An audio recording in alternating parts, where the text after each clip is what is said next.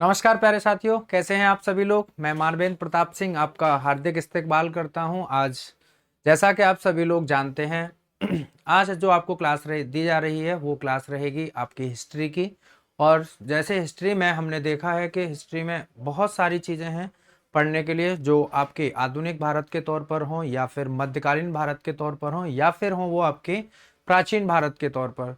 तो हम प्राचीन भारत की बात करेंगे प्यारे साथियों, और जो प्राचीन भारत की बात करेंगे तो उसमें हम देखेंगे धार्मिक आंदोलन, यानी जो 600 बीसी में धार्मिक आंदोलन हुए थे, जो आपके रिलीजियस मूवमेंट हुए थे, वो मूवमेंट क्यों हुए थे, उनका मुख्य कारण क्या था, कैसे कैसे यहाँ पे उन धार्मिक आंदोलनों का प्रचार प्रसार हुआ।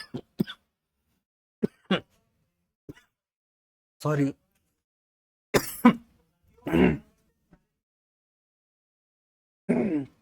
तो देखिए यहाँ पे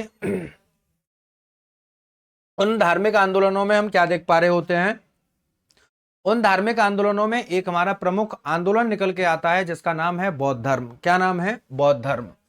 तो यहाँ पे जैसे हमने सबसे पहले हम देखेंगे यहाँ पर जिसको हम कहते हैं बुद्धिज्म, और बुद्धिज्म को हम जानते हैं किसके नाम से, तो हम इसे जानते हैं बौद्ध धर्म के नाम से।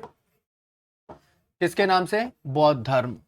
तो प्यारे साथियों, यहाँ पे जो बौद्ध धर्म रहेगा, ये बौद्ध धर्म की अगर हम बात करेंगे, ये एक ऐसा धर्म है जो बहुत सुलभता से यहाँ पर इसकी स्थापना की जा सकती थी और हुई भी थी। तो यहाँ पे जो बौद्ध धर्म की अगर हम बात करते हैं तो बौद्ध धर्म के जो संस्थापक हुआ करते थे वो प्यारे साथियों कौन हुआ करते थे, हम यहाँ पे देखते हैं कि बौद्ध धर्म के जो फाउंडर हुआ करते थे, जो इसके संस्थापक थे, फाउंडर हुआ करते थे, तो वो कौन हुआ करते थे। तो यहाँ पे अगर हम बात करें कि इसके संस्थापक कौन थे, तो प्यारे साथियों इसके जो संस्थापक हैं वो थे, आप सभी लोग भली भांति जानते होंगे।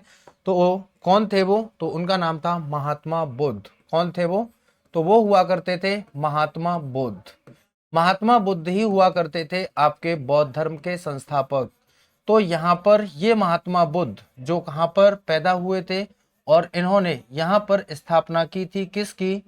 तो इन्होंने स्थापना की थी बौद्ध धर्म की। हम अगर बात करेंगे कि यहाँ पे जो संस्थापक थे इन्हीं महात्मा बुद्ध को और किस किस नाम से जाना गया था और इन्हें हमने किसकी उपाधि दी थी, तो यहाँ पे इन्हें जो जाना गया था वो किस नाम से जाना गया था, तो known as Light of Asia. इन्हें किस नाम से जाना गया था? तो इन्हें जाना गया था लाइट ऑफ एशिया के नाम से। कहने का मतलब क्या होता है, तो इन्हें कहा गया था एशिया का प्रकाश पुंज। किस नाम से जाना गया था? तो इन्हें जाना गया था एशिया का प्रकाश पुंज के नाम से। और यहाँ पे इन्हें एशिया का प्रकाश पुंज इसलिए कहा गया था क्योंकि इन्होंने अपने ज्ञान से एशिया को प्रकाशित किया था, इसलिए इन्हें कहा जाता है लाइट ऑफ एशिया के नाम से। अगर हम बात करें यहाँ पर ये आखिरकार महात्मा बुद्ध थे कौन, तो इनके जो पिताजी हुआ करते थे, इनके जो पिता हुआ करते थे, यानी अगर आपसे पूछा जाता है कि इनके पिता का नाम क्या था, तो इनके पिता, इनकी माता कौन हुआ करती थी, इनकी जो माँ थी वो कौन हुआ करती थी प्यारे साथियों। तो हम ऐसे सारे क्वेश्चंस जो वनडे एग्जाम में मोस्टली पूछे जाते हैं, कॉमन तरीके से पूछे जाते हैं, तो ऐसे सारे सभी क्वेश्चंस का हम यहाँ पे निचोड़ करेंगे। तो इनकी माता कौन हुआ करती थी, इनका जन्म कब हुआ था, तो यहां पर आपसे पूछा जाएगा इनका जन्म कब हुआ था। तो प्यारे साथियों हम देखते हैं कि महात्मा बुद्ध का जो जन्म हुआ था वो जन्म कब हुआ था, तो यहाँ पे अगर हम बात करें कि इनका जन्म कब हुआ है, तो 560 583 बीसी में, 583 बीसी में क्या हुआ है, तो महात्मा बुद्ध का जन्म हुआ है। बीसी का मतलब क्या होता है? Before the Christ. 5 बीसी में 583 बीसी में इनका क्या हुआ है? जन्म हुआ है। इनके पिता की अगर हम बात करें तो इनके पिता कौन हुआ करते थे, तो इनके पिता का नाम हुआ करता था शुद्धोधन। कौन हुआ करते थे प्यारे साथियों इनके पिता? तो इनके पिता जो हुआ करते थे वो कौन हुआ करते थे? शुद्धोधन हुआ करते थे। और ये कौन से वंश से थे, इनकी डायनेस्टी क्या थी, किस वंश से ये कांटेक्ट में थे, तो यहां पर अगर मैं बात करूं तो ये शाक्य कुल से हुआ करते थे। किस कुल से? शाक्य कुल से। तो यानी हम कह सकते हैं शाक्य डायनेस्टी से थे ये, जिसे हम कहते हैं शाक्य कुल या फिर शाक्य वंश से थे, शाक्य वंश से। तो प्यारे साथियों यहां पर आपने देखा कि जो महात्मा बुद्ध थे, महात्मा बुद्ध को कहीं ना कहीं शाक्य मुनि भी कहा गया है। और शाक्य मुनि क्यों कहा गया है? क्योंकि ये बिलोंग करते थे किससे? शाक्य परिवार से। तो इनकी जो माता हुआ करती थी वो कौन हुआ करती थी? तो इनकी माँ का नाम क्या हुआ करता था? तो इनकी माँ का नाम हुआ करता था महामाया। क्या नाम हुआ करता था प्यारे साथियों? तो इनकी माँ का नाम हुआ करता था महामाया। और महामाया की अगर हम बात करें तो यहाँ पर ये कौन से वंश से हुआ करती थी? तो जिस तरीके से इनके पिता थे उसी तरीके से इनकी माँ भी एक डायनेस्टी से हुआ करती थी, जिन्हें कहा जाता है कौन सी डायनेस्टी से? तो कौलीय डायनेस्टी से। कौन सी डायनेस्टी से? कौलीय डायनेस्टी से। और ये क्वेश्चन दोनों आपसे पूछे गए हैं कि ये किस वंश से रिलेटेड थे प्यारे साथियों।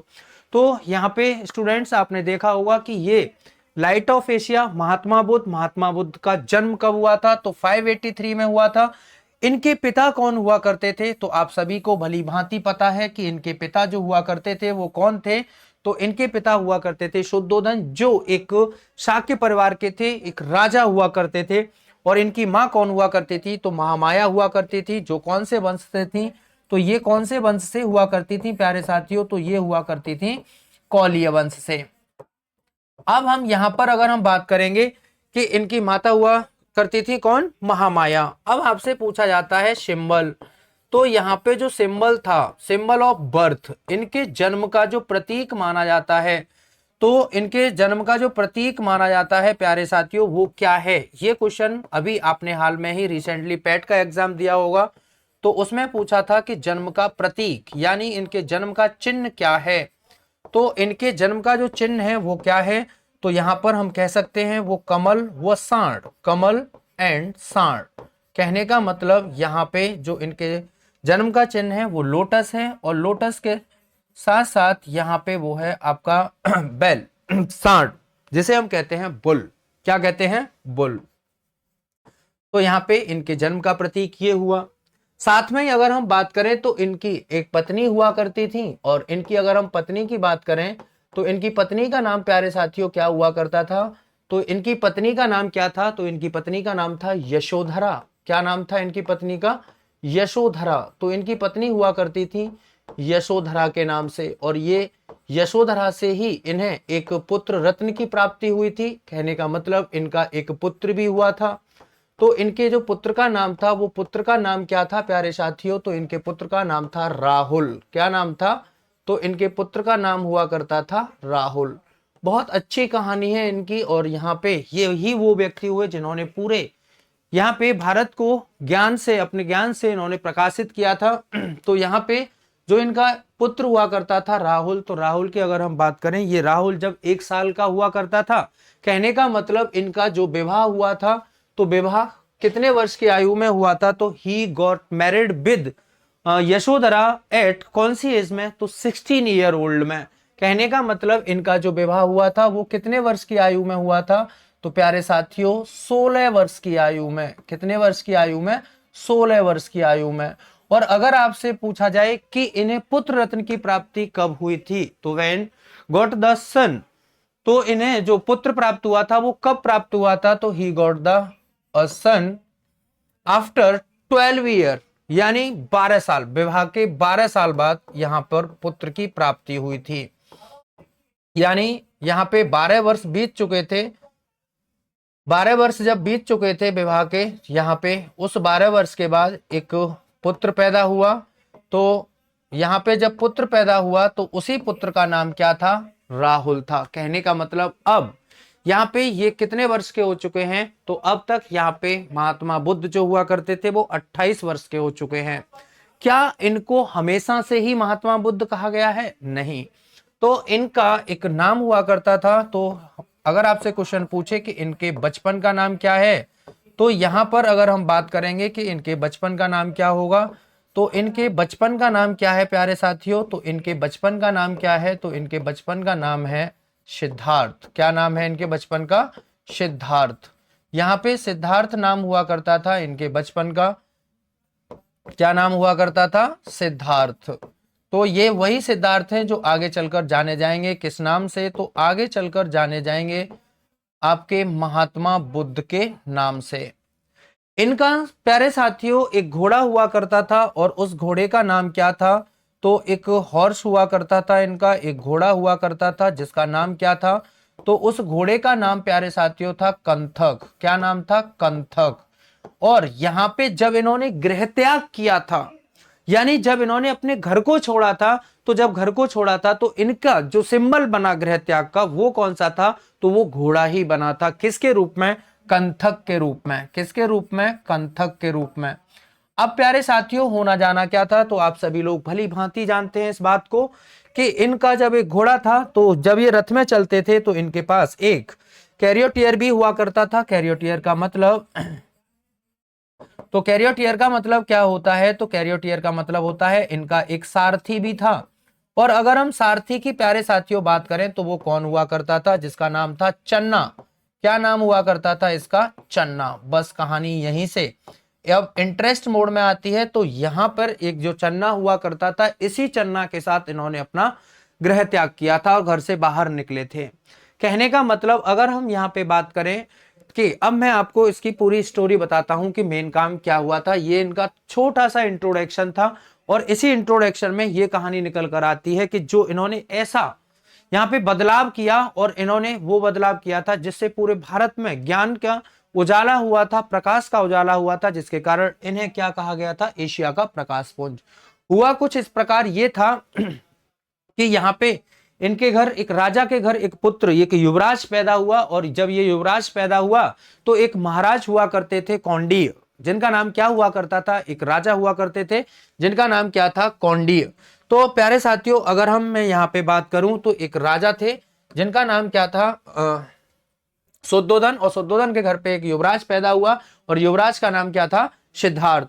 और सिद्धार्थ को जब पैदा हुआ था तो हम यहाँ पे लिख सकते हैं कि जब ये सिद्धार्थ पैदा हुआ तो एक घोषणा जारी हुई। सिद्धार्थ के पैदा होने पर एक घोषणा हुई थी। सिद्धार्थ के जन्म लेने पर या पैदा होने पर क्या हुआ था? सिद्धार्थ के पैदा होने पर एक घोषणा हुई। एक घोषणा हुई, एक मैनिफेस्टो हुआ। और यहां पर वो घोषणा क्या हुई थी? तो प्यारे साथियों ये घोषणा क्या हुई थी कि हे राजन, जो आपके घर में एक बच्चा पैदा हुआ है या तो ये बहुत बड़ा मोंक बनेगा, सन्यासी बनेगा, या फिर बहुत बड़ा एक राजा बनेगा। कहने का मतलब ये जो घोषणा की थी वो घोषणा किसने की थी? तो प्यारे साथियों सिद्धार्थ के पैदा होने पर एक जो घोषणा हुई, ये घोषणा किसके द्वारा हुई थी? तो कौंडिय के द्वारा। किसके द्वारा हुई थी? तो कौंडिय एक उस समय के विद्वान ब्राह्मण हुआ करते थे। तो ये कौंडिय ब्राह्मण के द्वारा एक घोषणा हुई थी और उन्होंने ही कहा था कि या तो सिद्धार्थ एक बहुत बड़ा क्या बनेगा? मोंक बनेगा, मोंक का मतलब सन्यासी बनेगा, या फिर एक बहुत बड़ा राजा बनेगा। बस यहीं से टेंशन बढ़ गई किसकी? शुद्धोधन की। क्योंकि यहाँ पे इकलौती संतान थी और ये एक राजा की संतान थी, युवराज था। तो यहाँ पे उस युवराज को राजा की गद्दी को आगे संभालना था, सिंहासन को देखना था।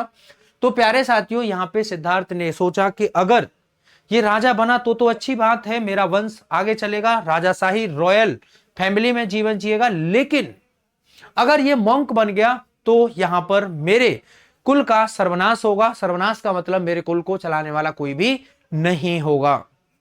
लेकिन यहां पे जब ये घोषणा हुई तभी शुद्धोधन ने एक कदम उठाया और उस कदम में क्या कहा था कि मैं इस सिद्धार्थ को कभी भी महल से बाहर नहीं जाने दूंगा। कहने का मतलब उनके लिए क्रीड़ा व्यवस्था यानी खेलने की व्यवस्था, पढ़ने की व्यवस्था, रहने की व्यवस्था, जो भी साथी दोस्त हुआ करते थे वो चार दीवारी के अंदर ही थे, यानी उन महलों में ही थे। और यहां पर कसम खा ली थी शुद्धोधन ने कि मैं इस व्यक्ति को घर से बाहर नहीं जाने दूंगा। इवन कारण यह था कि जब ये व्यक्ति घर से बाहर जाएगा तो बाहर बहुत ज्यादा दुख है और कहीं ऐसा न हो कि उन दुखी व्यक्तियों से मिलकर ये सिद्धार्थ कहीं प्रभावित न हो जाए और मॉन्क न बन जाए। इसलिए उन्होंने महल में उन पौधों को भी उखड़वा दिया था जिनकी पत्तियां सूख चुकी थीं। क्योंकि अगर ये देखे कि जो हरी भरी पत्तियां थीं और जो हरी भरी पत्तियां थीं और अन्य पत्तियां सूखी थीं तो कहीं ऐसा न हो कि ये पत्तियां सूख कैसे गई, मुरझा जाएंगी। तो वो भी कहीं ना कहीं इन्होंने दुख के कारण को जताते हुए पूरे महल को हरा भरा करवा दिया। काम चलता रहा, विवाह हुआ, बच्चा हुआ, राहुल हो गया। लेकिन एक दिन ऐसा आता है कि एक दिन मौका मिला किसको? तो मौका मिला था सिद्धार्थ को। सिद्धार्थ ने कहा यार चन्ना, हमें घूमने जाना चाहिए बाहर, और हमने आज तक बाहर की दुनिया नहीं देखी, जबकि हम एक बच्चे के पिता भी हो गए। चन्ना ने कहा ठीक है महाराज, जैसा आप चाहते हैं।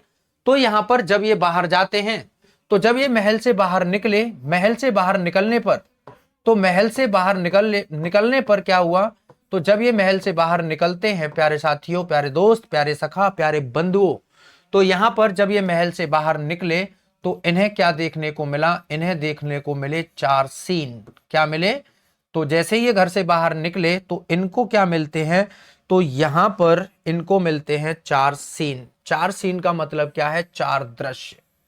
यानी यहां पर अगर हम बात करें तो निकलने पर इनको 4 दृश्य दिखाई देते हैं, 4 सीन दिखाई देते हैं। और यही 4 दृश्य इनके जीवन का सबसे बड़ा चेंजमेंट था।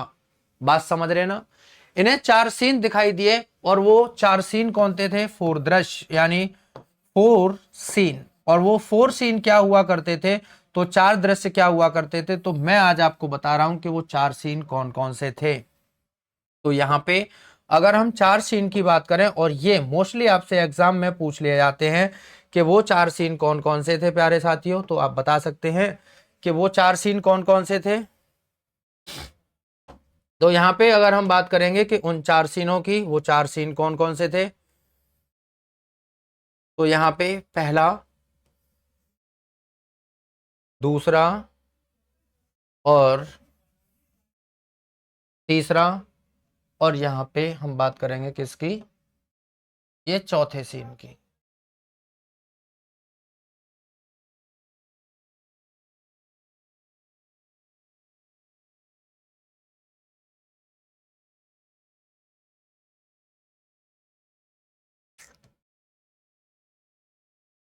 ठीक है, तो यहां पे हम बात करेंगे इन 4 सीनों की, और ये 4 सीन कौन कौन से हुआ करते थे। तो एक,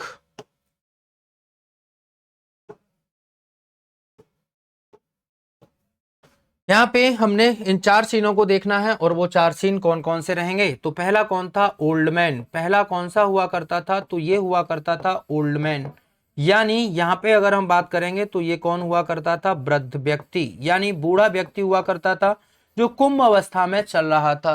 कुंभ अवस्था का मतलब क्या होता है, झुककर लाठी लेकर चलने वाला। तो यहाँ पे एक था ओल्ड मैन, दूसरा था कौन, बीमार महिला, यानी सिक, सिक वुमेन। कहने का मतलब यहां पे जो अगला जो दृश्य था वो क्या था, तो बीमार महिला। कौन थी, बीमार महिला थी, और ये इन्हें देखने को मिली बीमार महिला। और तीसरी अगर हम बात करें तो तीसरा कौन सा दृश्य हुआ करता था, तो इन्हें एक मिली डेड बॉडी। क्या मिली इन्हें, एक डेड बॉडी। तो डेड बॉडी की अगर हम बात करें तो इसे हम कहते हैं एक मृत व्यक्ति। कौन मिला इन्हें, एक मृत व्यक्ति मिला, या कह सकते हैं एक लाश मिली जिसे लोग मृत शैया पर शमशान की ओर ले जा रहे थे। और चौथा जो था, चौथी अगर हम बात करेंगे प्यारे साथियों, तो चौथा व्यक्ति कौन था, तो चौथा व्यक्ति जो इन्हें मिला वो चौथा व्यक्ति कौन हुआ करता था, तो चौथा व्यक्ति जो था वो कौन था, तो चौथा व्यक्ति था मॉन्क। कौन हुआ करता था, तो इसे मॉन्क। मॉन्क का मतलब क्या होता है, तो मॉन्क का ही मतलब होता है सन्यासी। बस जब ये इसके पास आते हैं, तो जब ये घर से बाहर निकलते हैं तो इन्होंने ये 4 दृश्य देख लिए प्यारे साथियों। और जब ये 4 दृश्य देखे तो इन्होंने क्या देखा था कि जो एक बूढ़ा व्यक्ति है जो झुककर चल रहा है, उन्होंने चन्ना से पूछा, ये चन्ना के साथ थे, अपने सारथी के साथ थे।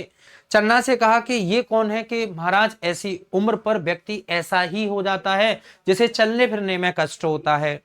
वो प्रभावित हुए कि हो सकता है कि मेरी आयु जब होगी तो ऐसा ही न हो जाऊं। दूसरा कि ये बीमार महिला जो दर्द से चिल्ला रही है, रो रही है, तड़प रही है। उन्होंने कहा चन्ना ये क्या है, कि महाराज ये एक बीमार महिला है और इसकी आयु भी हो चुकी है, और इसके जॉइंट्स में, इसकी बॉडी में पेन हो रहा है, दर्द हो रहा है, जिसके कारण ये करहा रही है, दर्द से चिल्ला रही है। उसके बाद क्या हुआ, जो सबसे बड़ी घटना थी, उन्होंने कहा कि मृत व्यक्ति ये क्या है, क्योंकि वो महल में था, उसे नहीं पता था कि इस दुनिया में क्या क्या कैसे कैसे होता है। उन्होंने कहा महाराज ये व्यक्ति मर गया है। मरना क्या होता है, कि इसने अपनी आयु पूरी की और अब ये खत्म हो गया। कहने का मतलब इस दुनिया में जो आया है उसे मरना होता है, वो कंडीशन इसकी है। तो फिर लोग क्यों रो रहे हैं। उन्होंने कहा महाराज ये जिसका व्यक्ति था उन्हें दुख है कि इनके साथ जो एक आत्मा थी आज वो दिवंगत के रूप में हो गई। उन्होंने कहा तो क्या ऐसा हमारे साथ भी होगा, इसका मतलब हमारे भी घर वाले दुख में जाएंगे। उन्होंने कहा महाराज मैं आपका सारथी हूं, इतना छोटा मुंह बड़ी बात कैसे कह सकता हूं। कुल मिलाकर यहां पर हुआ ऐसा कि इस व्यक्ति से प्रभावित हुए और इन्होंने यहां एक बात कह दी कि आदमी को देखो, आदमी क्या है इसमें, आदमी हमेशा सुख में आगे रहता है और दुख में पीछे रहता है, क्योंकि डेड बॉडी आगे जा रही थी और लोग रोते हुए पीछे जा रहे थे। तो मेरे दोस्तों, मेरे सखाओं, मेरे बंधुओं, अब यहां पर घटना घटित होने वाली थी किससे, इस मोंक से। इन्होंने जब ये व्यक्ति देखा तो एकदम मस्त मौला, एकदम हंसता खेलता हुआ आगे की ओर चला जा रहा था, जिसके तन पर कपड़े नहीं थे, पेट में खाना नहीं था और चेहरे पर स्माइल थी। और बस महात्मा बुद्ध यही चाहते थे। तो यहां पे सिद्धार्थ ने जब चन्ना से पूछा कि हे महोदय ये कौन है, न इसके तन पे सही से कपड़े हैं, न पेट में, चेहरे से प्रतीत होता है न इसके पेट में खाना है, लेकिन होठों पर मुस्कुराहट है। तो बस यहां पे चन्ना ने कहा कि महाराज ये वो व्यक्ति है जिसे दुनिया से कोई मतलब नहीं है, कोई मोह माया नहीं है, और ये व्यक्ति इसीलिए प्रश्न है। बस हृदय परिवर्तित हुआ और कहा हे चन्ना मुझे यही चाहिए, कोई मोह माया नहीं चाहिए, मुझे कुछ भी नहीं चाहिए, मुझे बस क्या है, खुश रहना है, प्रसन्न रहना है। तो उन्होंने कहा महाराज क्या कर सकते हैं कि इसके लिए मुझे सन्यासी बनना होगा, और सन्यासी बनने के लिए मुझे क्या करना पड़ेगा, गृह त्याग करना पड़ेगा। तो बस यहां पर जब ये वापस आते हैं तो इस समय इनकी जो आयु होती है वो कितनी होती है, तो 29 वर्ष होती है। कितने वर्ष होती है, 29 वर्ष। और 29 वर्ष की आयु में इन्होंने क्या कर दिया था, तो इन्होंने गृह त्याग कर दिया था। और यहां पर गृह त्याग की ही घटना, जो जितने भी हमारे यहां पर बौद्ध ग्रंथ हुए हैं, तो गृह त्याग की घटना उन ग्रंथों में क्या कहलाई है, तो वो कहलाई है महाविनिष्क्रमण। क्या कहलाई है, महाविनिष्क्रमण। इस घटना को हम क्या कहते हैं, महाविनिष्क्रमण। प्यारे साथियों, महाविनिष्क्रमण 29 वर्ष की आयु में गृह त्याग किया। और आपसे क्वेश्चन पूछा जाता है कि गृह त्याग जब इन्होंने किया तो इसका सिंबल क्या था, तो गृह त्याग का प्रतीक क्या था, तो गृह त्याग का प्रतीक क्या होगा प्यारे साथियों, तो गृह त्याग का प्रतीक क्या होता है, घोड़ा। जिस तरीके से इनके जन्म का प्रतीक है उसी तरीके से गृह त्याग का प्रतीक है। और गृह त्याग करने के तत्पश्चात ये कहां पहुंचे, तो इन्होंने गृह त्याग कर दिया, लेकिन अभी दिक्कत और आने वाली थी। तो ये कहां पर पहुंचते हैं, तो ये पहुंचते हैं अनोमा नदी पर। कहां पहुंचते हैं, अनोमा नदी पर। और इन्होंने सब कुछ छोड़ दिया था, लेकिन दिक्कत एक थी।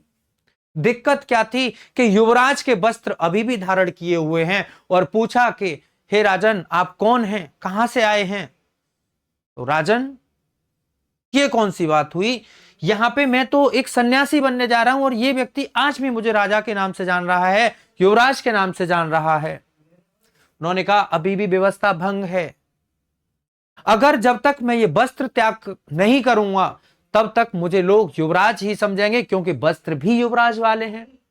तो यहां पर अनोमा नदी के किनारे क्या होता है, इन्होंने अपने वस्त्रों का, और कौन से वस्त्रों का, तो युवराज के वस्त्रों का, किसका, युवराज के वस्त्रों का त्याग कर दिया। किसका त्याग कर दिया, युवराज के वस्त्रों का त्याग। और आपसे प्यारे साथियों सीधे क्वेश्चन पूछा जाता है कि युवराज के वस्त्रों का त्याग इन्होंने कौन सी नदी पर किया था, तो अनोमा नदी पर।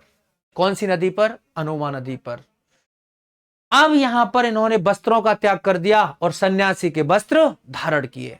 और जब ये आगे चले जाते हैं, अब ये यहां पर कहां पहुंचेंगे, तो प्यारे साथियों जब ये आगे बढ़ते हैं तो आगे कहां पहुंचते हैं, तो ये पहुंचते हैं राजगृह। आगे चलकर ये प्यारे साथियों कहां पहुंचेंगे, तो सिद्धार्थ जी पहुंचते हैं कहां पर, राजगृह। कहां पहुंचते हैं, राजगृह। और ये जगह कहां पड़ती है, तो राजगृह में एक जगह पड़ती है बिहार में। कहां जगह पड़ती है ये, बिहार में।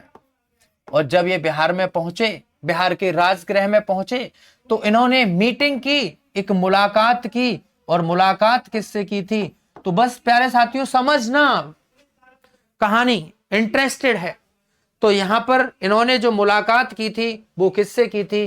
तो इन्होंने मुलाकात की थी अलार कलाम से। किससे? अलार कलाम से। यहां पर एक व्यक्ति हुआ करते थे अलार कलाम, और ये किसके ज्ञाता थे? तो ये ज्ञाता थे किसके? सांख्य दर्शन के। किसके ज्ञाता थे? सांख्य दर्शन के। अब ये सांख्य दर्शन क्या होता है?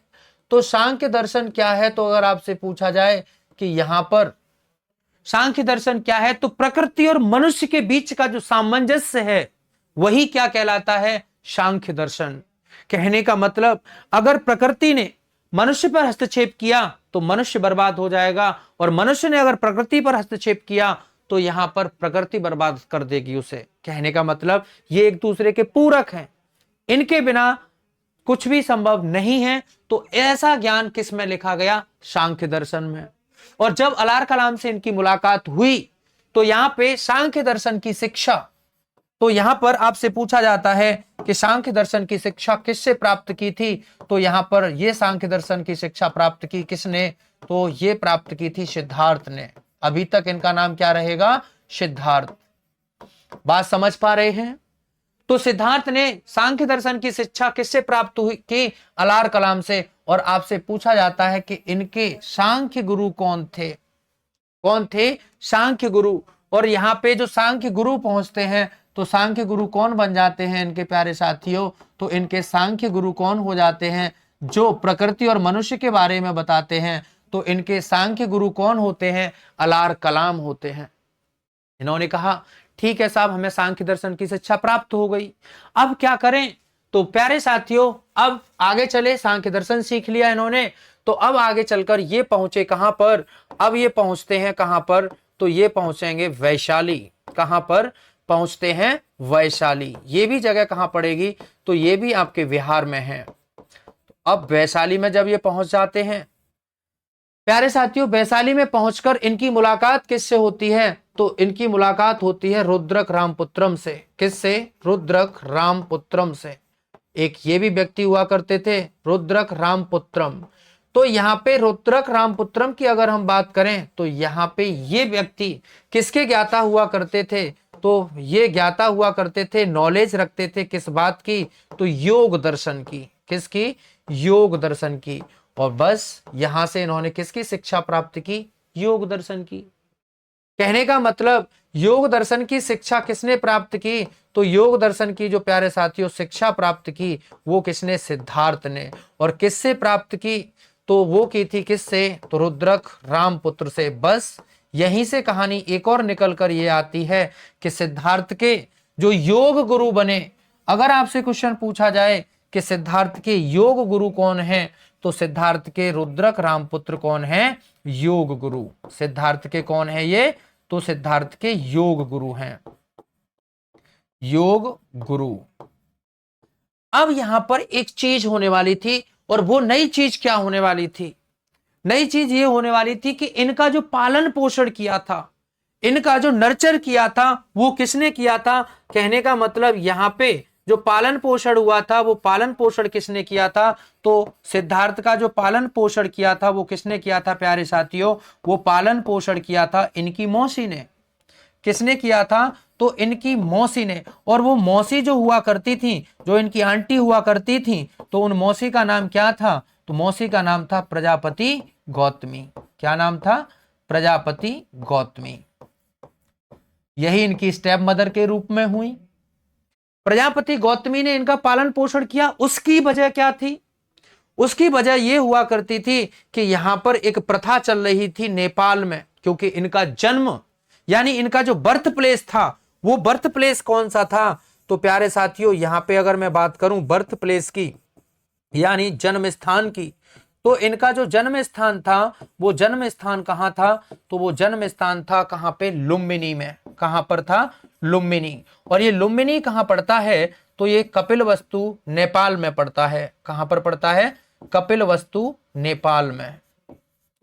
तो बस यहां पे एक प्रथा थी कि जब बच्चे का जन्म होगा यानी मां गर्भावस्था में होगी, तो मां को जो बच्चे का जन्म देना होगा वो अपने मायके में यानी मां के घर देना होगा। कहने का मतलब यहां पे ये प्रथा थी। और यहां पर ये जो मां थी यानी महामाया थी, वो सिद्धार्थ को जन्म देने के लिए अपने मायके जा रही थी, और जब ये मायके जा रही थी तो वहां पे तराई क्षेत्र हुआ करता था। पहले हाथी घोड़ा तो मतलब हाथी घोड़े ही चलते थे, डोलियां चलती थी, पहले कार तो थी नहीं।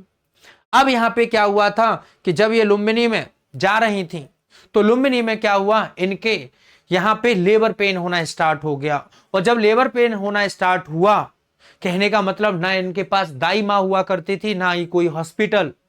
तो यहां पर ये साल वृक्ष के नीचे बैठ गई, और साल वृक्ष के नीचे जब बैठी तो प्यारे साथियों होना जाना क्या था कि साल वृक्ष के नीचे ही इसने लिया जन्म। साल वृक्ष के नीचे इन्होंने जन्म लिया। जन्म हुआ किसका, तो यहां पे जन्म हुआ सिद्धार्थ का। और आपसे क्वेश्चन पूछा जाता है कि कौन से वृक्ष के नीचे जन्म हुआ था, तो साल वृक्ष के नीचे जन्म हुआ किसका, सिद्धार्थ का। किसका जन्म हुआ, सिद्धार्थ का। बस घटना यहीं से आगे बढ़ना स्टार्ट हुई। अब यहां पर ये मैंने आपको लास्ट में क्यों बताया, क्योंकि यहां पे इन्होंने ये शिक्षा सारी प्राप्त कर ली, और जब ये 29 वर्ष की आयु में ज्ञान प्राप्त कर लेंगे तो पहला उपदेश अपनी मौसी को ही देंगे, जिनका नाम क्या था, प्रजापति गौतमी। जिनका नाम क्या था, प्रजापति गौतमी। तो आज के लिए हम इतना ही रखते हैं, और बाकी की मुलाकात करते हैं हम आपसे नेक्स्ट वीडियो में। तब तक बने रहिएगा, इंतजार करते रहिएगा, और आई होप आपको ये चीजें समझ में आई होंगी। Thank you, bye bye, good night.